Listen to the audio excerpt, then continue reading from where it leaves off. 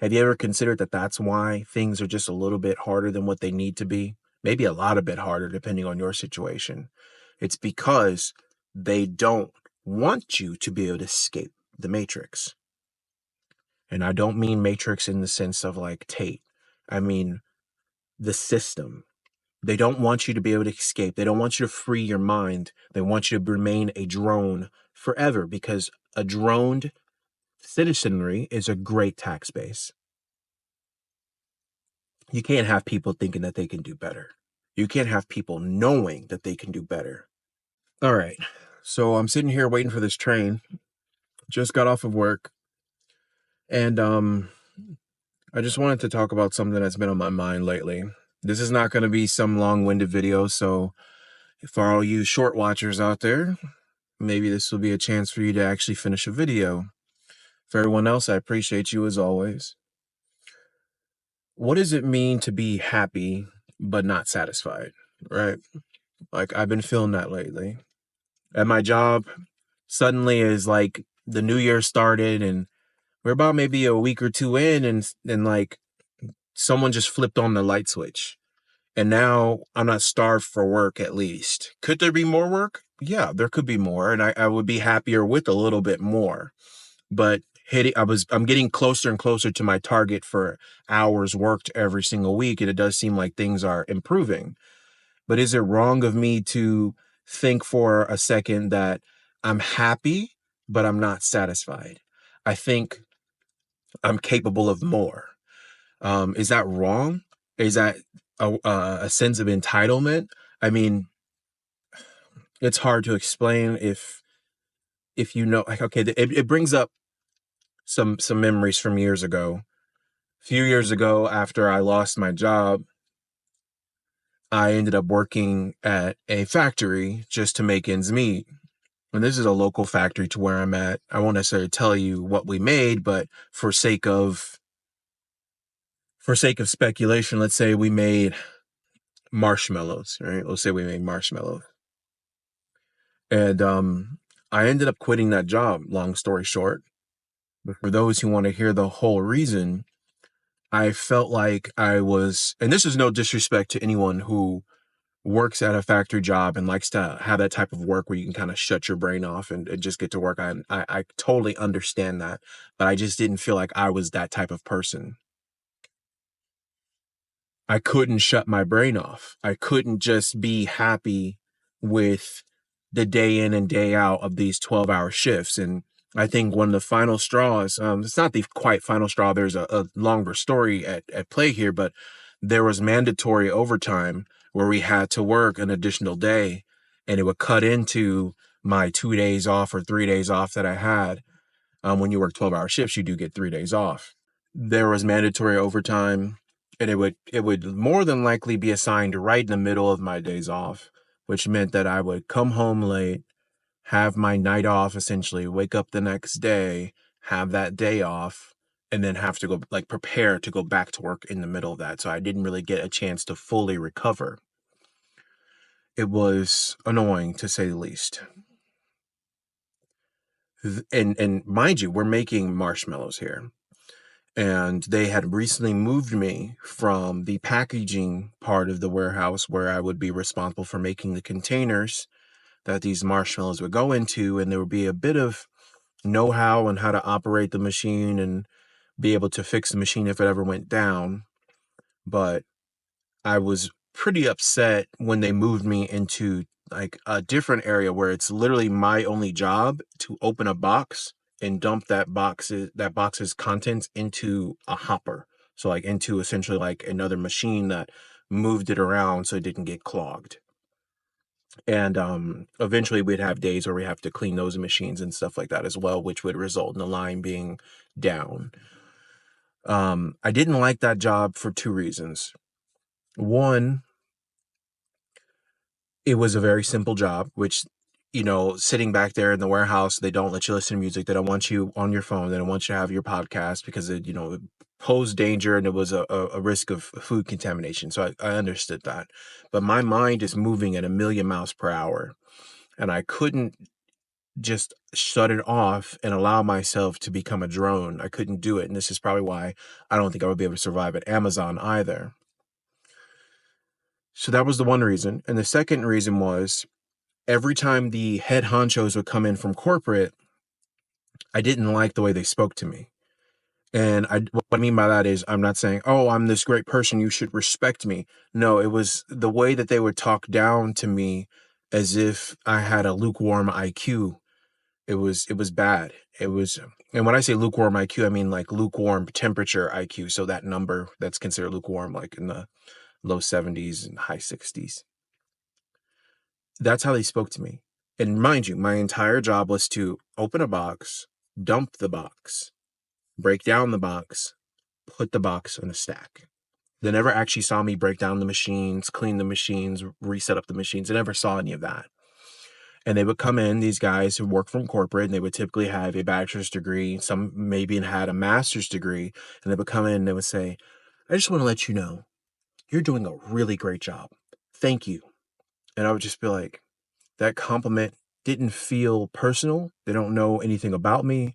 I'm just a number on a line of several dozens of lines here at this factory. And I feel demeaned as if I couldn't do their job. Now, mind you, I didn't finish college. It got too expensive and I had to drop out essentially. But if it wasn't for the finance side of it, I could have done their job. Their job wasn't anything over my head to manage the line and I was even approached with an opportunity to become a supervisor. I turned it down. I didn't want to do that because it just wasn't a good place to be. And I was not in a good headspace. I was there for a paycheck, nothing more. Wanted to get my paycheck and I wanted to leave. I applied for several other jobs while I was there. It's very tough to find something else. And eventually I got hired on where you see me at now, working in auto body and as an apprentice, because I wanted something that I could do more with my hands and actually involve a little bit of skill. But their job wasn't that hard. It wasn't something I was incapable of doing. It was something I just didn't have the opportunity of doing. And then you had these guys with these either sociology degrees or business degrees of some sort, bachelors working cushy hours, 4 or 5 days a week. They're 8 hours a day while we are there at 4 a.m. or 4 p.m. working overnights, or 4 a.m. working until 4 p.m. And they're working regular, normal hours in their nice air conditioned and heated, offices. And I just didn't like the vibe. These people with very little life experience and life skills walking around with their nice green hard hats on, or some of them have blue, depending on if you're a supervisor or if you're from corporate, walking around like they were super important, even though they were but a number in the machine as well. But they weren't advanced enough to see that. And they would come up to you and they would just say, hey, I just want to let you know, you're doing a great job. And it's like, am I? I'm just dumping a box. Like this is not a job that needs a compliment. Like, unless you really think that I'm that, I don't know the word to use without being offensive here, so I'm not going to use it. You think I'm that demented to find this particularly challenging?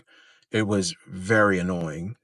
And I guess maybe there was some work happening at this warehouse, so this factory. So there was more supervisors there on a regular basis than normal. There was a lot of things I didn't like about that. We would march in line essentially to go to and from our lockers, and there was a locker room, and you could only take a break at your designated break times. There was no autonomy that you had there. It was way too segmented. It reminded me a lot of school.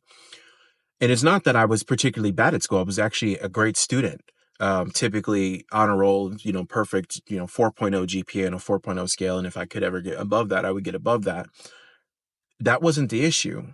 I hated school because it felt so industrial in a way, or institutionalized, where things are just so perfectly regimented and set up that it was so rigid, and there was these arbitrary rules and policies that they had in place, and it just felt like that as well. And I was like, man, I was like, this reminds me of school so much. And then the thought came to my mind, and I realized, no, school reminds me of this. This is school was made the way that you raise your hand and get called on, or walk in a line, or the locker system for your personal belongings. That was all set up to introduce us to more factory style work. And I'm not necessarily against factory style work. I think that we need more manufacturing here in the United States.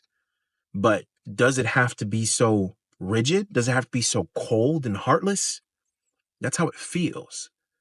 I think we need more manufacturing, but can people do something that they enjoy while contributing to the needs of a society? And that's where I come back and say, I'm happy, but I'm not satisfied. I'm getting more work hours. I've finally been able to save some money. Maybe I will go into depth on my budget very soon. I'm even thinking about joining in on some no spend or less spend, and talking about ways that you can save money if you're in a very similar situation to myself. But I don't feel like I'm reaching my full potential. There is a lot more that I can do that is beyond just the daily grind of wake up, punch a clock, go home, watch the game, go to sleep, and do it again. I can't get my mind around that, and I can't put myself in that type of position where I feel like that's it. I have to hang on to some type of hope that there was more that I can do. And this is why I delve so heavily into some of my hobbies, like writing, or like this channel, for instance. It's just a hobby for now because they don't pay anything. And then once it starts paying something, it becomes a job.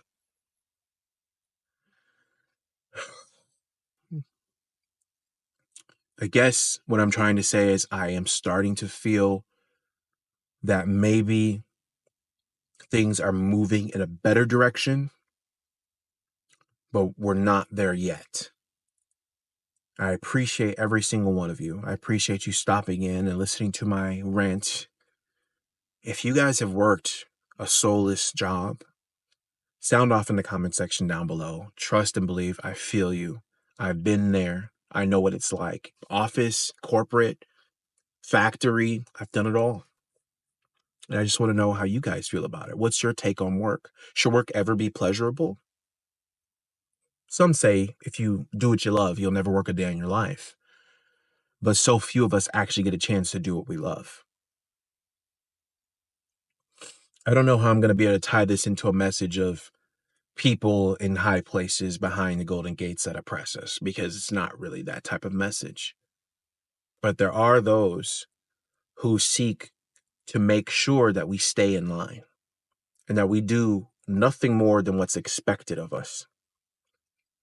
Have you ever considered that that's why things are just a little bit harder than what they need to be? Maybe a lot a bit harder depending on your situation.